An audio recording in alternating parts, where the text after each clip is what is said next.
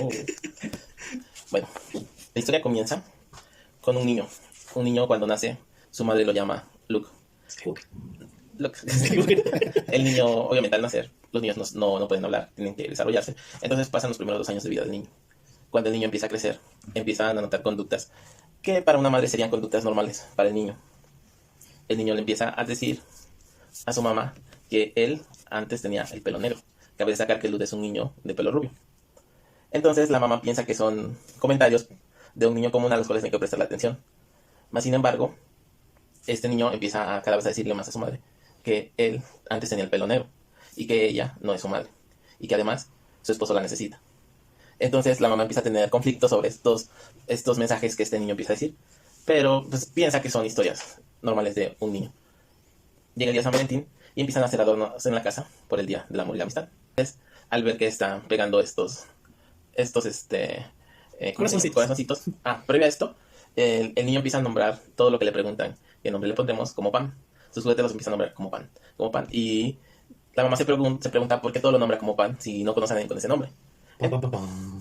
Entonces cuando le dice la mamá, ¿qué nombre le pondremos a este corazón? Le dice, pongámosle pan. Y la mamá en su desesperación le dice, ¿por qué todo lo nombras pan? ¿De dónde sacaste ese nombre? Y le dice, ese era mi verdadero nombre. Entonces la mamá se empieza a preocupar más y le pregunta, ¿por qué piensas que te llamabas Pam? Dice, porque yo en realidad era Pamela. Vivía en un edificio que se incendió y me morí. Y cuando me morí, fui al cielo, vi a Dios y Dios me regresó. Cuando me regresó, me mandó al niño que diste tú a luz y cuando nací me pusiste Luke. Pero a ver, espérate, ¿no dijo que lo necesitaba su esposa? Esposo. Sí, esposa. Ok. Entonces la madre, con más intriga, empieza a investigar. Y encuentra que en 1993, en Chicago, Illinois, me parece, hay un incendio en un edificio donde una mujer de nombre Pamela, al ver el incendio se arroja y muere. La misma forma en la que el niño le había comentado que había muerto. Y es ahí donde empiezan a preguntarse cómo es que el niño sabe todo esto, si él no había sabido nada de este caso, y era muy pequeño para describir a gran detalle cómo había muerto Pamela. Esto es otra teoría un caso, no, es un caso documentado real sobre un pequeño llamado Luke, precisamente, Rugelman. Un niño de 5 años que está convencido de que no es la primera vez que vive. Y de hecho hay un documental sobre esto hecho por A&N. ¿En qué? A&N. Bueno, algo así. No, es eso. Y está documentado el caso. Entonces, ¿de qué vamos a hablar? Vidas pasadas. No, vamos a tocar el tema de ¿qué pensamos? ¿Se existe o no existe la reencarnación? Teorías misteriosas de Panchito. Vidas pasadas, básicamente. Es que, bueno, más adelante les voy a explicar a la teoría que no es conspiracionista porque no tiene nada que ver con conspiraciones, de lo que científicamente se cree que puede estar pasando sobre este tipo de personas.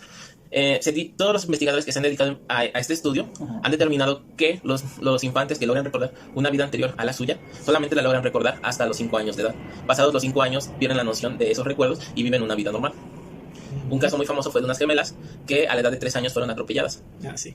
Y la familia tuvo otras gemelas. Exactamente. De posterior a esto, la familia tiene inesperadamente otras gemelas que no las nombran igual. Más sin embargo, estas niñas al empezar a hablar parecen recordar todo lo que las hijas anteriores habían vivido. Incluso se llamaban como sus nombres anteriores. Y jugaban con los juguetes de reconocían cuál era el juguete de cada una. Y también reconocían a todas las personas que ya conocían anteriormente estas gemelas que fallecieron y conocían todos los lugares y las rutas que ellas conocían. Este caso también está documentado, pero explican que a la edad de los 5 años, al cumplir los 5 años, aparentemente sin ninguna causa, olvidan todo eso y viven ya una vida normal a partir de ahí. Pero hay un caso aún más fuerte que a mí me llamó mucho la atención. En este caso, no dan el nombre del infante, más sin embargo está documentado. Y de hecho hay un libro de esto, porque el libro se llama Eli Lash, que es el nombre del médico que llevó este caso, que era un médico israelita, si no mal recuerdo, que es prominente en Israel, que era consultor en la coordinación de servicios de salud en la franja de Gaza, que en esta franja en Gaza fue donde encontraron a este niño. Este niño, al momento de poder hablar y comunicarse, empieza a decir, porque para empezar él nace con una marca roja en el cráneo, que era una marca de nacimiento. Entonces, en esa cultura donde van, precisamente, sí creen en la reencarnación y creen que las marcas de nacimiento tienen que ver con algo de su vida anterior. Entonces, él empieza a decir que él había sido asesinado, que lo habían matado y lo habían enterrado. Y su familia, pues, empieza a indagar en esto. ¿Y también atravesado en el costado? Sí.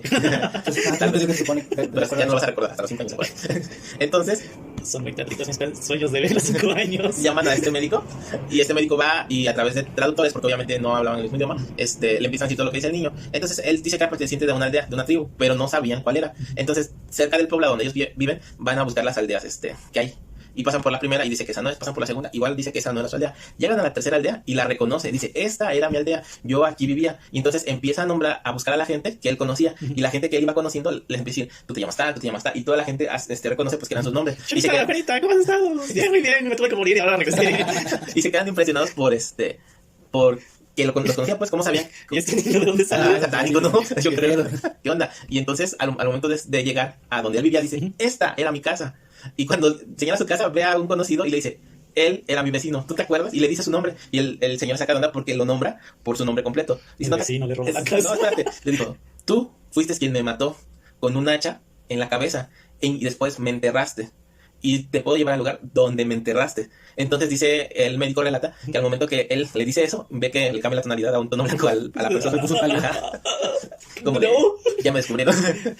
Y toman como, ¿cómo se dice? Hasta que se demuestre lo contrario, pero presunto culpable a este vecino. Y mientras van al lugar donde les indica el niño.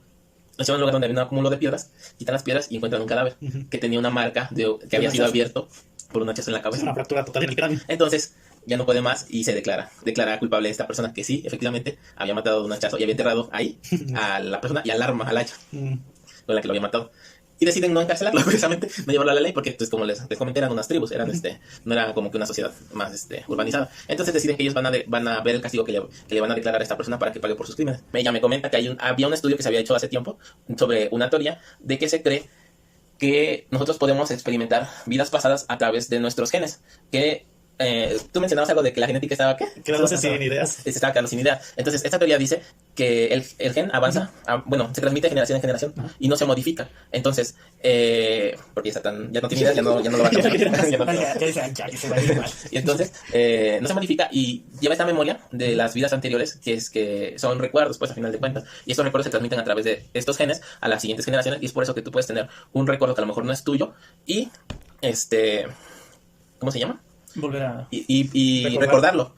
Y tal vez, me imagino que en una mente de un niño de 5 años puede ser tan trascendental que hasta te puede hacer creer que es un recuerdo tuyo. Incluso se te podría decir, al mismo tiempo, como un niño pequeño no tiene tanta información todavía en su cerebro, sería muy lógico y fácil que ese recuerdo, esas memorias estén ahí. Sí, porque acordemos que somos esponjas, ¿no? Jalamos información. Bueno, pues yo en la universidad, en esas clases que dices que no tiene nada que ver con tu carrera, decía que, no me acuerdo el libro, pues ya, hace tiempo que dejé la universidad, pero que decía que heredamos el 5% de nuestros padres o de nuestros ancestros. O sea, que eso es la personalidad, las características, agarramos un 5% de cada uno. Hablamos algunos que un poquito más, ¿no? Ay, quién sabe. Sí, Manolo. Heredamos ese 5% exacto. Y ya, pues lo que vamos viviendo se le agregamos más. Eso que nos define como individuos. Y puede ser que entonces ese pequeño porcentaje es lo que bueno, podríamos recordar de ellos. ¿Tú recuerdas el nombre de ese 5%? ¿Cómo se le llama a eso? Bueno, actualmente, o por lo que yo estuve investigando, se llama epigenética. Epigenética. Y epi pues viene del latín que significa sobre, encima de, que quiere decir que va encima de la genética. ¿Por qué? Porque como tú dices, es un 5% que viene arrastrándose desde las generaciones anteriores, que pueden ser padres, abuelos y más atrás. Ese gen que se transmite y que además lleva recuerdos. Se han hecho estudios inclusive sobre epigenética en hijos y nietos de aquellas personas que tuvieron traumas de guerra. Y se vio que hay un 10% mayor de mortalidad en ¿cómo se llama? En este grupo etario, en estos sucesores. Hicieron el mismo estudio en los predecesores y no hubo diferencia. O sea, no hubo un dato que dijera que aumentara su mortalidad. Entonces se definió que esto se transmite hasta los, ¿cómo se llama? Los traumas se pueden transmitir en este gen, a eso se le llama epigenética. No es algo que esté comprobado, es una teoría. Y se han hecho estudios que avalan que podría ser que así sea. ¿Por qué? Porque hablan de generaciones que vienen descendientes de gente que sufrieron a lo mejor encerrados. Por ejemplo, hablan de un estudio de que estuvieron encerrados como soldados prisioneros en la guerra precisamente, y dicen que tenían un espacio, porque eran tantos que tenían un espacio del tamaño de una tumba, donde la mayoría moría, y eran pocos los que sobrevivían con unas pequeñas porciones de maíz y, o sea, casi sin nada, ¿no? Pasaban hambre y más todo el trauma. Entonces dicen que estas personas pues lograron sobrevivir, lograron procrear, y sus sucesores tuvieron un 10% de mortalidad mayor al que tuvieron las personas que tuvieron hijos que no tuvieron estos trastornos. Entonces no es que les causen un trastorno genético, porque también se estudió eso. No hay un trastorno genético, no hay un cambio en el gen. Los genes siguen estando intactos y no hay ningún tipo de trastorno. O sea, no hablamos que es algo como un síndrome de Down, no hay un... Sí, no es que cambie la genética. No cambia, o sea, su código genético queda exactamente igual. Pero sí hay como una memoria de esto, porque inclusive los niveles de cortisol, que es una hormona que se eleva ante el estrés, se ven aumentados en estas personas que no han sufrido esos traumas. Es a lo que yo iba. Científicamente se podría decir que lo que pasan estas vidas pasadas, más bien, es epigenética. que es la transmisión de los recuerdos a través de nuestros genes, de nuestras generaciones anteriores hacia nosotros. Yo, por ejemplo, les podría decir, ¿quién no ha tenido un sueño donde sientes que estás en un lugar que ya lo has vivido, pero que a lo mejor que no eres tú? O sea, a lo mejor estás soñando algo donde no eres tú, pero sientes como que todo eso es familiar, como si fuera algo cotidiano. Y es como si estuvieras viendo la vida de otra persona.